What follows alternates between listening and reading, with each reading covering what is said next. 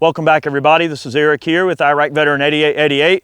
Today, we're going to be checking out a really cool piece of hardware here. This is the Mantis X10 training aid. And what this does is it mounts to the rail system of your pistol, and in conjunction with an application that you download on your phone, it gives you instant feedback on things that you're doing wrong in your shooting technique. And it's all live fire, right? So we are going to be live firing this thing. They have different versions of the Mantis X system.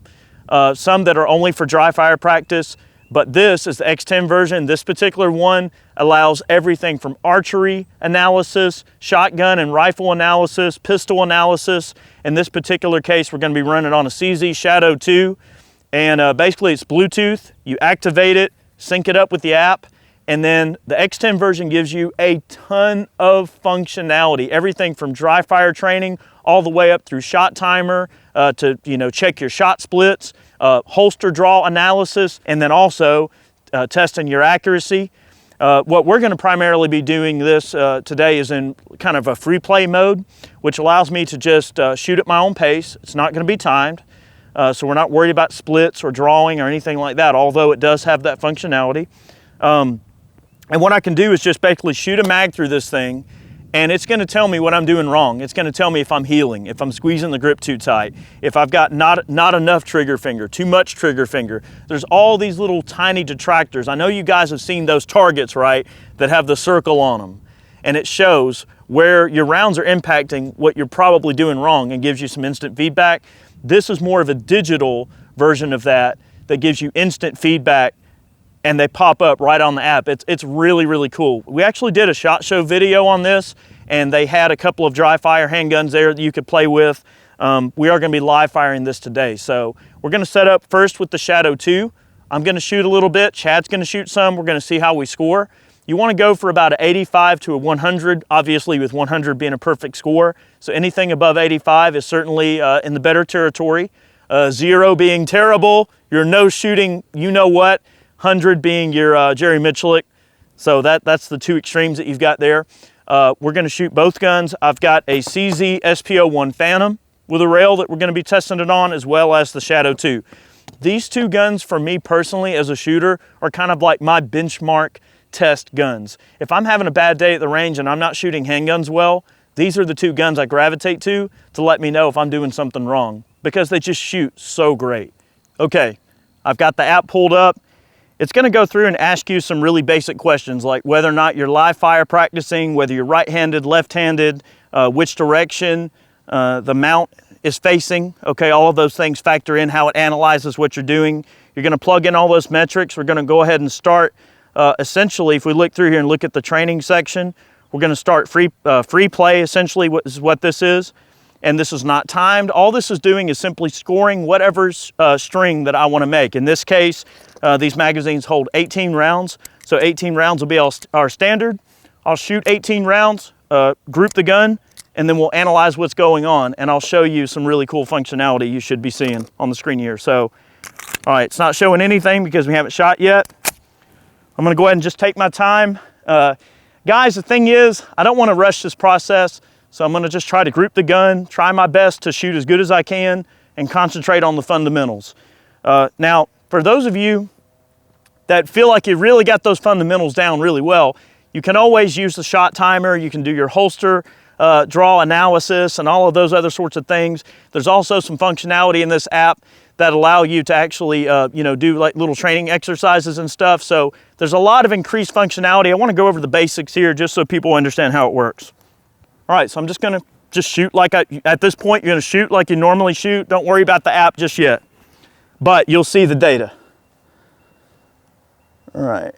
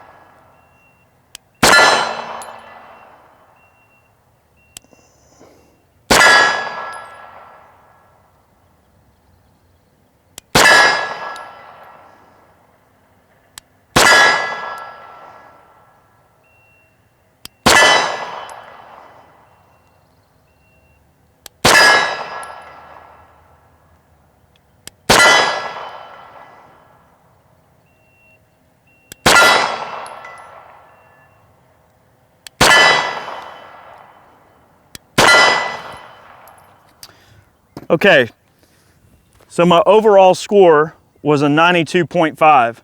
And what's funny is, like, about half those shots, I felt like something was a little bit wrong. Like whether or not, you just get that feeling, right? When you pull a shot, or if the trigger reset's a little weird. And sometimes I'm guilty of like shooting off the reset, and sometimes that can really mess with your shot recovery. So let's analyze the data. So if I look at this uppermost rung, all right, it gives me some details of what I'm doing wrong, right? So just like that circle is going to show you where your shots are causing your score to not be perfect. A score of 100 is you're a beast, you're a machine, right? You're Jerry Miculek. I'm not Jerry. All right, so 92, not a bad score, but this is a gun I'm really comfortable with. So let's see what I did wrong. All right, it shows you how many shots were affected by each of these detractors. So let's look at this one first. Anticipating recoil. Okay, so according to this, about 8 of my shots, I was anticipating the recoil. Heeling means that the heel of the support hand is pushing the gun up and the firearm pivots around the shoulder joint of the dominant arm, which ultimately makes the weapon move up and towards the dominant side, like this. Okay, that's what they're saying. And it gives you an exact illustration of what you're doing wrong. All right, we'll go over to this next one. Breaking the wrist means that the wrists relaxed during the trigger and the handgun moved up from the aiming position as it was fired. Keep your wrists locked and straight during the trigger press. Make sure that the angle of the wrist stays the same throughout all of the phases of the shot. So see, that's a follow-through kind of thing, right? You don't want to have too tight of a grip, but you don't want to have too loose of a grip. It's kind of a fine balance there, right? And that comes with experience and time, right? Now, whenever you see, let's just say, a shooter is pulling shots to the left a lot, I did pull a few to the left. Let's look at what causes that. So we're going to go all the way to the left side and click that. Too little trigger finger means that the pressure applied by the trigger finger during the trigger press was uneven. The issue is caused by the incorrect placement of the index finger on the trigger. Okay, so it gives you instant feedback. All right. Pushing means that the dominant hand is pushing the gun up, which ultimately makes the weapon move up and towards the support side. This is caused by anticipation of the recoil. Anticipation of recoil, incorrect grip. So you see all of these little detractors start to affect the overall score. Now, honestly, 92.5, that's not bad. I'm still in the 90s for just pulling it right out and going. Now, what I can do is I can stop this iteration, all right, and it averaged my score out to 90.4. All right, 90, not bad. I'll take that. Now, we'll go back to train. We'll go back to open training, and we're going to start again. So I'm going to try to, in the back of my mind, keep these, you know, these pointers in my head, and I'm going to shoot another group on the other plate. Now, something that this sucker ain't accounting for is the amount of coffee coursing through my veins right now. But I can promise you right now, I got the coffee shakes a little bit, but that's okay. I'm not going to make excuses. Okay. Now, not only will this sort of identify potential things that you might be doing wrong in your shooting, it can also identify if you have a mechanical problem with your gun in terms of, let's just say mechanically the accuracy is not good in the gun. Let's say that you're scoring in the 90s on the gun, right? In terms of your trigger squeeze and all of those sorts of things, you're scoring in the 90s, but the group is still like this. Well, that tells you that it's the gun or the ammo and not you. Or let's say that you have a standard trigger in your gun. You take it out and you shoot 5 or 6 mags and you get an average score over the course of 5 or 6 mags for the standard trigger in your gun. And let's say you upgrade to like a nice match grade trigger. All right, then you can see exactly how much your score improves when you upgraded that given component. So see, that way it's not just in your head, it's actual like real feedback based on something you might change. Okay, and then you can analyze your group size along with the score that you get in the Manus X software, and that gives you a bit of an idea. Hey, this gun and ammo combination with this trigger and you shooting it is going to give you this result. So it allows you to really precisely figure out if a change is helping or hurting. So certainly interesting. It goes way beyond dry fire practice, which is certainly cool. Okay, so let's watch my grip, and let's make sure I'm not anticipating the recoil. And let's make sure I'm not squeezing that trigger. I'm going to get a little bit more meat in the trigger, adjust my grip just a little bit, and I'm going to try to take my time. And hopefully that coffee will wear off a little bit more now. because I am certainly beast mode on coffee right now. All right, let's give it a try. All right, I'm gonna try loosening my grip a little bit. I feel like I might be gripping the gun a little bit too tight. Let's see if I can shoot a better score this time.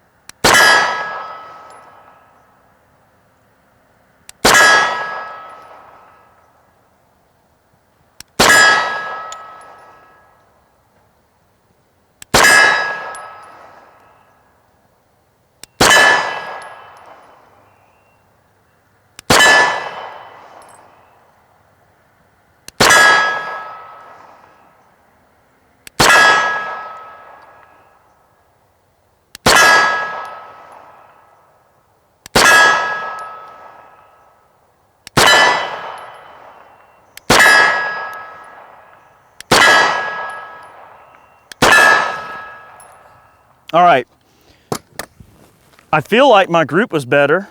Okay, we'll see if my score was better. All right, average score 90.4. All right, if we look at the history, I scored a 90.4 in both shooting iterations right on the dot.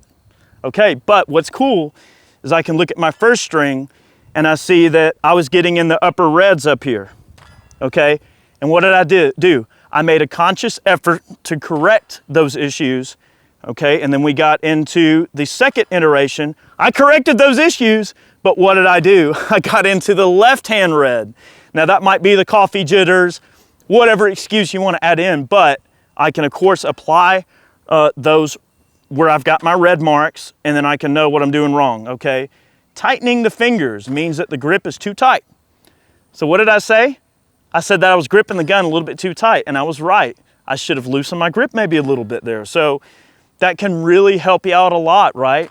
If we're out demoing a gun and I'm having a bad day, this is a great way to know if it's us or if it's the gun. So this is super useful. Let's get Chad in on this thing. Let him shoot it some. Let's do it. All right, my turn. We'll see how terrible of a shot I am here. See, I'm kind of going into this with a little bit of an edge over Eric because I already know what maybe to correct, you know, so we'll see. All right, so I am going to start my iteration here. All right. I'm probably gonna suck really bad. I haven't shot this gun in a while. All right.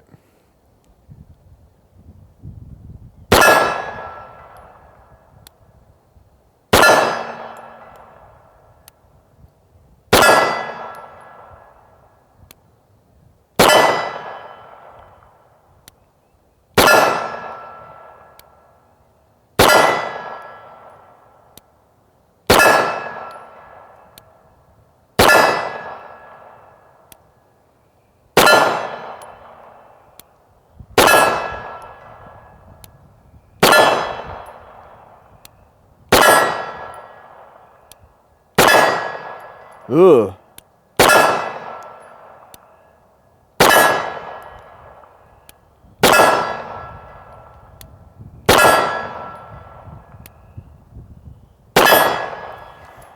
I'm gonna blame some of those on the wind. It's blowing me all over the place. Uh-huh. All right, hey, well, I got a 90. Two little trigger finger. All right, let's see. Shots fired, 18. All right. Look, I got red all around. All right. Breaking wrist down. Pushing forward means that the grip moved the firearm. Let's see, yeah, the grip moved the firearm forward during the trigger press. This is caused by anticipation of the recoil. That pesky recoil. Additionally, if the torso of the shooter is not fixed in the shooting position, even a slight movement in the waist can cause the weapon to move down. Ah, well. All right, let's see. All right, let's see. That was, all right, tightening the grip. Tightening the grip means that as the trigger is pressed, the grip gets progressively tighter. Since the pressing of the trigger tends to flex all the hand muscles, the shooter often adds unneeded pressure. This app is so neat. All right, 2 little trigger finger again. Okay, let's see. All right, healing. All right. Yep, anticipating recoil. So pretty much the same problems that Eric had, breaking the wrist up, healing, breaking the wrist down. All right, so let's see. All right, let me see what I can do. All right, so my average score was 91.4. As long as I beat Eric, that's okay. You want to make this a lunch battle? All right. Well, how is it a lunch battle if you've already won? We still got another gun to shoot. All right, let's see. I'm gonna start again. All right, so I hit reset, right? Yeah. Okay, hit reset and then start. All right, let's do one more. All right, let me get square to the target for one thing. Okay.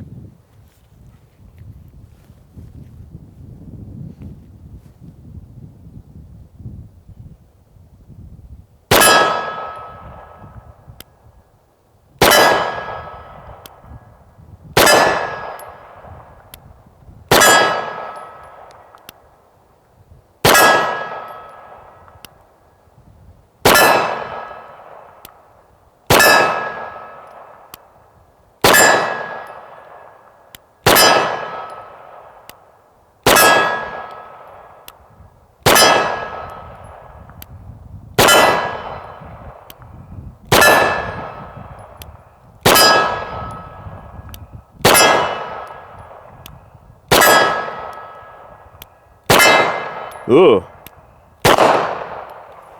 All right, now how did I pull and miss that last shot? Oh God, that sucked.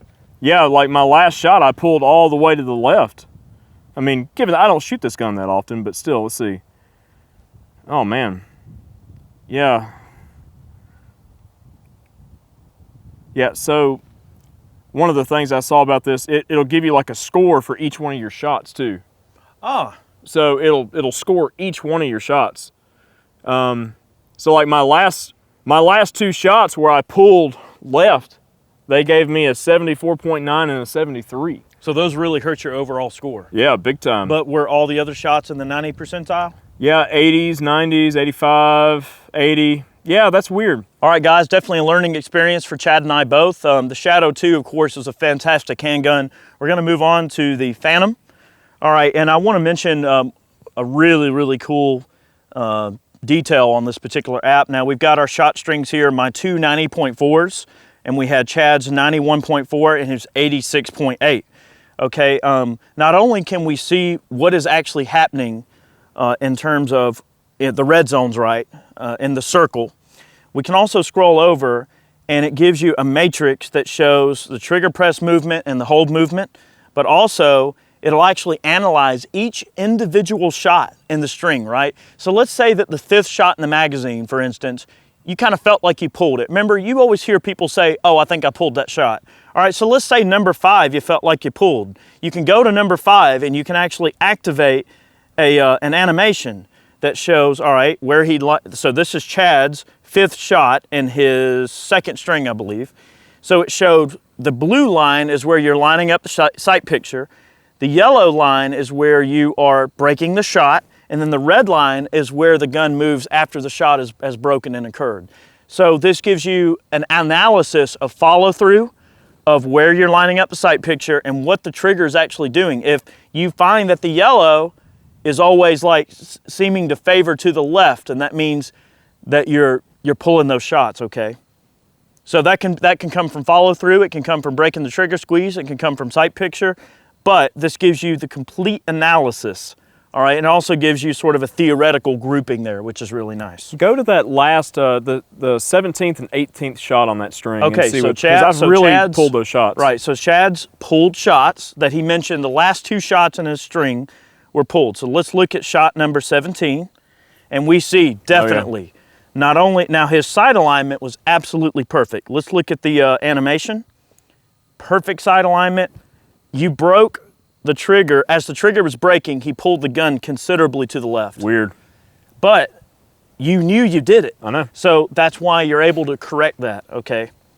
It takes all the questions out of the equation. 2 of the shots out of your string are way here on the left side of the target. and there's a reason. It's so cool that that data kind of backs up what we're finding there. All right, so let's go back to train. We're gonna go to open training, and we're gonna start a new iteration, and then now we've got it set up on the CZ SP01 Phantom. This is a polymer frame CZ. Same ammo, same shooter. All we're doing is changing the platform and going to a polymer frame gun from the Shadow. All right, I'm gonna shoot my first group with the SP01, and then we'll see what's happening here. Now, this is one of my favorite handguns, so I'm gonna be real disappointed if I shoot bad, so no pressure, guys. All right.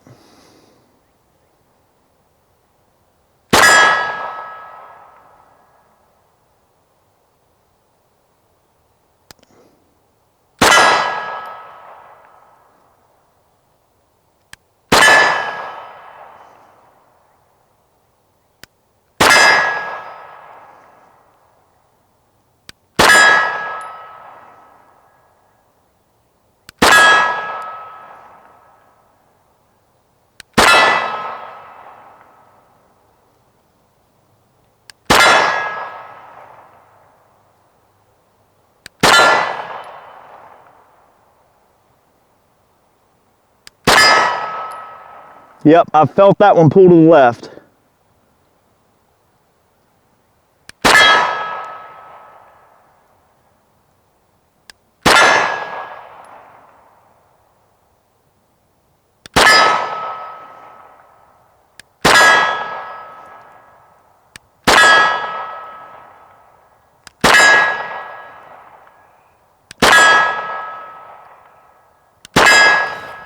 Definitely don't feel like I did as good on that time around. I don't feel like I did as good. Yeah. All right, but let's look at the score. Okay, so I'm gonna stop. 86.1. Okay, so a lower score than I shot with the Shadow 2. Now, that's to be expected because the Shadow 2's got a better trigger. All right, so what that tells me, I'm not even gonna look at the red marks and look at the data. What that tells me is that my trigger control sucks and I need to work on that, okay? Because I shoot so heavily off the reset, that's not helping me. All right, so let's look at where the most red marks are, is on the furthest left. Too little trigger finger means that the pressure applied to the trigger during the trigger press was uneven. The issue is caused by the incorrect placement of the index finger on the trigger. I would honestly even say that it could even be that I'm introducing a variable in here because I'm shooting off the reset so much. What I'm gonna do is, instead of squeezing the trigger to the rear and letting go and waiting for the reset, I'm just gonna let go and not think about it, and I'm gonna try to just treat every trigger squeeze as an individual, which you should. And the reason I'm guilty of that is because in the military, there's always that kind of training where you're always doing like the dime drills and the bolt training where you squeeze the trigger, and they always tell you to, let go real slow until you feel it reset, so you're not having to pull when you make your next trigger squeeze, you're not having to take up the second stage of the trigger. You're shooting off the reset, so your next squeeze, you're not having to pull the trigger back all the way. I think that's part of their logic, but that logic may not always apply to handgun use, right? So each tool has to be treated a little bit differently. So maybe that's something I need to fix, all right? So look, let me try to shoot another iteration. So I'm gonna reset. And then what did I say about my 8th or 9th shot? I felt 2 go to the left. All right, look, let's look at that real quick. Let's go back to history. Okay, and we're gonna scroll over. And let's see, what was that, about shot number 8? Yeah, about middle of the mag. Middle of the mag. Oh yeah. Should be the lowest, probably the lowest scores. Yeah, number 9 and 10. Yep, that's it, shot 9 and shot 10. You can totally see my alignment's about right, my trigger squeeze not horrible, but man, really, really drifting over. Look at that one, way bad. Ooh. Like that was a combination of anticipating and healing and the trigger squeeze. Yeah, literally like trying to throw bullets out of the gun. That's not good, right? But that's cool that you can analyze that in real time and kind of figure that out while you're at the range. Okay, so let's go back to train. We're gonna go ahead and start. All right, now we've got our second iteration set up. All right, no shooting off the reset. Let go of the trigger, treat each shot as a shot, and even if we have to take up the second stage, that's cool. A little bit outside the realms of what I've always done, but I mean, if it's wrong, it's wrong. You gotta correct it. All right, let's try again. Okay, we're running. All right, Eric. Man, I love this handgun too. This is a fantastic gun. They really are. All right.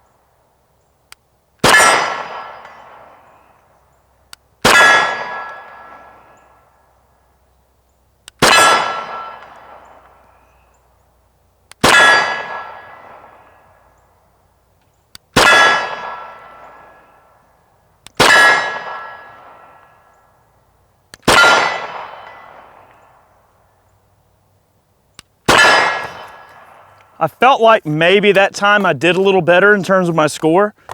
Now my accuracy, let's have a look.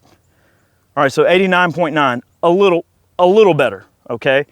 Healing and anticipating the recoil, which is strange because it's like, I don't really feel like that's what I'm doing. Like a 9 mils is like pussycat. I don't ever think of like anticipating recoil could really just be like one of those mental things that you do and you don't really mean to do, but you do. But you wouldn't know that if you didn't use something like this to try to analyze what you're doing. So, you know, it's funny, Chad and I have always talked about, and maybe we will make this video where we talk about what we call the chain of rifle accuracy. And I know rifles and pistols are two different things, but in a way, not, right? Because it's still just sight alignment, shooting fundamentals, trigger squeeze, and all of those sorts of things that take it into account, right? Handguns are just all that much harder because you have a shorter sight radius. You have to imagine shooting a rifle, but you have to hold the bench up. I mean, that's basically what you're doing, right? Like you are in control of this gun. The stability of this platform is 100% on you. And it makes all of those fundamentals that much more important, right? Because not only is that sight radius shorter, but you've got a lot more going on. You know, there's a lot of movement that can occur in a handgun between looking at your target and squeezing the trigger. But when we talk about, you know, the chain of rifle accuracy, we talk about all of these things that affect the true accuracy of a given gun, right? And human interaction is a big part of that, right? This gun doesn't know what's being done to it. I could chalk this thing up in a mechanical vise and the thing might shoot a quarter-size group at this distance. So all it knows is what input is being put into it. And that's why we've always said that triggers, that's why they make such a big difference, right? The Shadow 2 trigger is fantastic. It breaks super, super clean, way, way lighter than this SP01 Phantom. So literally two guns that are super, super similar. You would think that I would shoot this one just as good as the Shadow 2, but that Shadow 2 has an edge that gives you a bit of an idea of how much better that trigger helps me as a shooter. Now, yeah, it might be a 10-point difference. That might be a considerable amount. Now, in this case, it's not much of a difference, but this gives me a lot to go on to improve my shooting. All right, just out of curiosity, I am going to shoot a 19. All right, the only difference between this and the stock Gen 3 19 is the trigger connector. I've got a Ghost 5-pound, I think it's called a Patrol connector in this one. Gives it a very nice short take-up, crisp break, very low over travel. It feels really, really great for a striker-fired gun. But that's pretty much it. Stainless steel recoil guide rod. I mean, standard fare. And I've got some TruGlo night sights on here. Not a big deal. We're going to start this iteration. I'm just really curious because we've been shooting the double singles. I want to shoot a striker-fired gun, which I'm more accustomed to, and just see what happens. We are running the same ammo, just some Remington UMC 147 grain. Okay. Give it a try.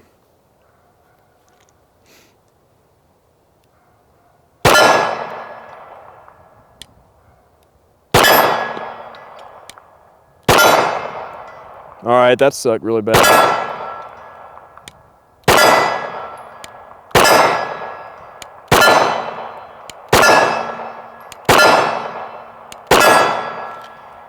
What?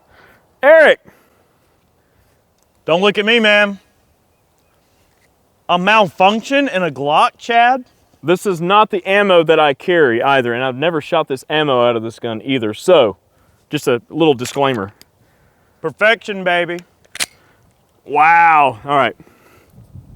That man bun is too tight. Is it affecting my shooting? Yes.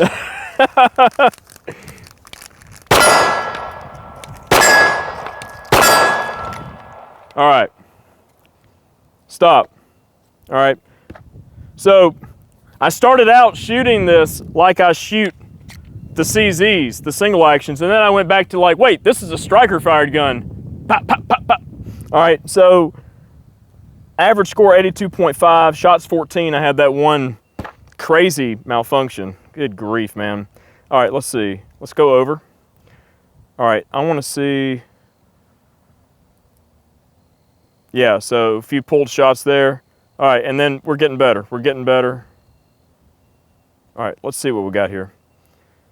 Slapping the trigger. I was definitely doing that. Pushing forward, okay. Anticipating recoil. Let's see what this guy's. Tightening grip while pulling the trigger. Breaking the wrist up. This gun doesn't fit my hand as well. All right, let me try the other mag. Just reset, start another iteration.